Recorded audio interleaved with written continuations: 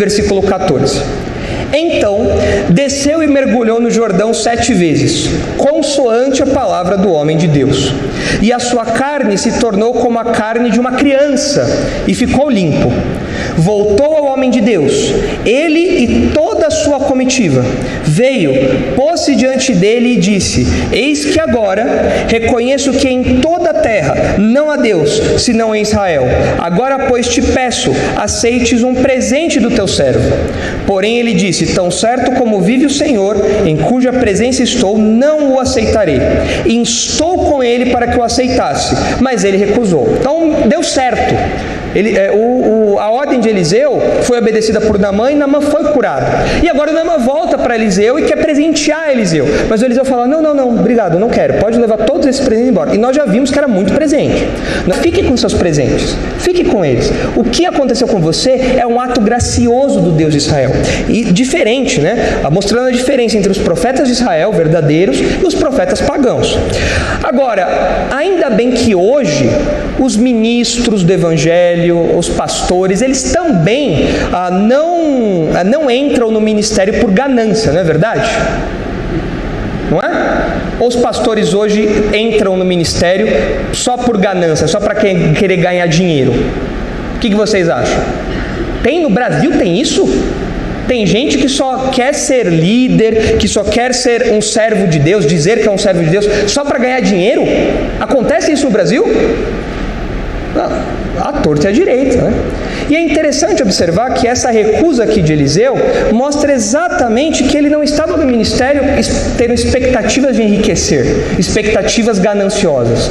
E o Novo Testamento enfatiza que os servos de Deus que se envolvem no ministério cristão, eles também não podem ter essa expectativa.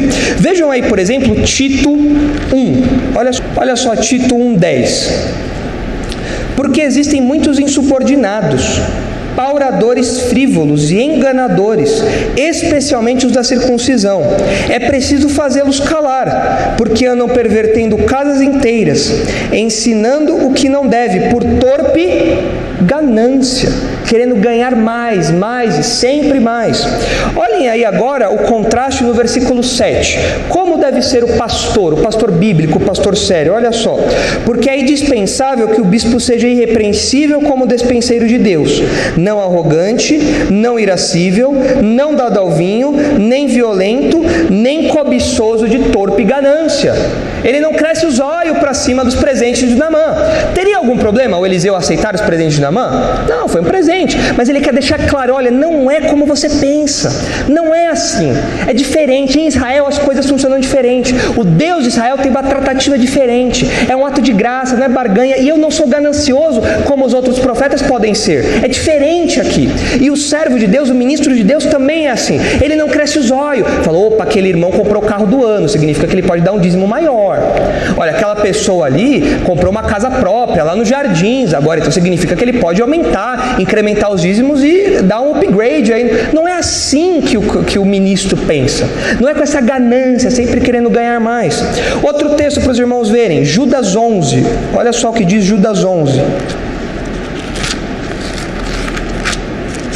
Eu não sei como os falsos mestres dos nossos dias conseguem deitar a cabeça no travesseiro e dormir. Porque eles são exatamente o que a Bíblia condena, sem meias palavras. É claro, não pode ser desse jeito. Eles vão lá e são exatamente desse jeito. É uma consciência cauterizada a tal ponto que é assustador o que acontece com eles. Olha lá o que diz Judas 11. Ai deles, porque prosseguiram pelo caminho de Caim, e movidos de ganância se precipitaram no erro de Balaão, e pereceram na revolta de Corá. Olha aqui o que Judas fala, eles são movidos de ganância. Se os irmãos olharem também para 1 Timóteo 3, olha lá, as orientações como deve ser o pastor. 1 Timóteo 3, versículo 3.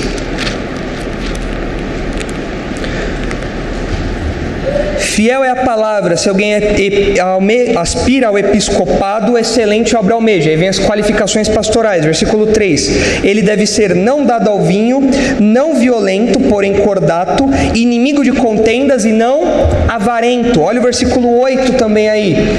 Semelhantemente, quanto a diáconos, é necessário que sejam respeitáveis de uma só palavra, não inclinados a muito vinho, não cobiçosos de sorte da ganância.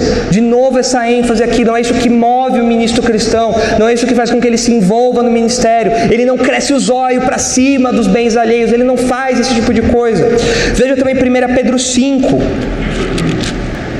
Rogo, pois, aos presbíteros que há entre vós, eu, presbítero como eles, e testemunha dos sofrimentos de Cristo, e ainda coparticipante da glória que há de ser revelada.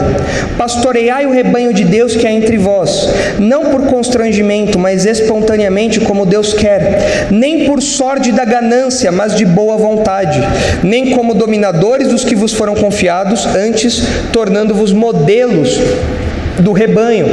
E é interessante observar que essa recusa de Eliseu aqui é o que vai dar ensejo no próximo bloco da história para a condenação, para a rejeição de Gease.